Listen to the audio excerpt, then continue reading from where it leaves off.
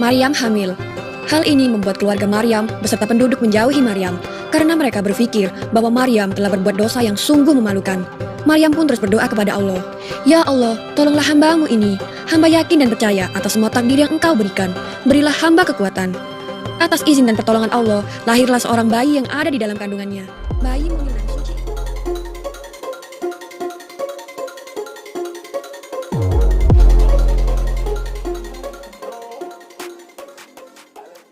Salam yang bernama Maryam terkenal dengan ketaatan dan kemuliaannya dalam menjaga kehormatan.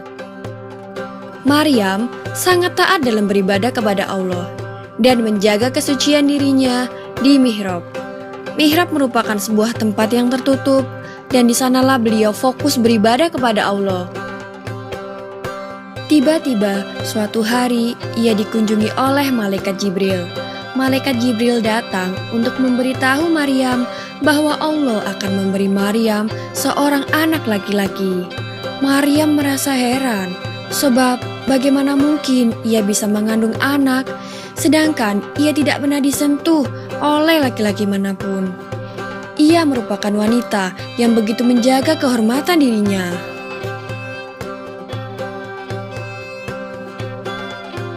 Lalu kemudian Maryam hamil. Hal ini membuat keluarga Maryam beserta penduduk menjauhi Maryam karena mereka berpikir bahwa Maryam telah berbuat dosa yang sungguh memalukan. Maryam pun terus berdoa kepada Allah. Ya Allah, tolonglah hamba-Mu ini. Hamba yakin dan percaya atas semua takdir yang Engkau berikan. Berilah hamba kekuatan. Atas izin dan pertolongan Allah, lahirlah seorang bayi yang ada di dalam kandungannya. Bayi mungil dan suci itu diberi nama Isa. Saat salah seorang penduduk bertanya kepada Maryam, siapa nama ayah bayi itu? Akhirnya bayi mungil itu menjawab, "Aku adalah hamba Allah," kata Nabi Isa yang masih bayi. Lalu orang-orang pun langsung terkejut mendengar jawaban bayi kecil itu. Bayi itu membuktikan bahwa Maryam adalah seorang perempuan yang suci, mengandung seorang bayi karena kehendak Allah semata. Setelah dewasa, Isa pun diangkat menjadi seorang nabi dan rasul. Isa berkata, "Sesungguhnya aku ini hamba Allah. Allah memberikan kitab suci Injil dan Allah menjadikan aku seorang nabi." Sebagai seorang nabi dan rasul, Isa bin Maryam juga dibekali berbagai mukjizat. Antara lain, ia dapat menciptakan burung dari tanah, dan mukjizat yang paling menakjubkan adalah ia dapat menghidupkan orang yang sudah mati. Namun, orang-orang yang melihatnya saat itu menyebutnya sebagai sihir. Nabi Isa pun juga sudah menjadi panutan bagi Bani Israel.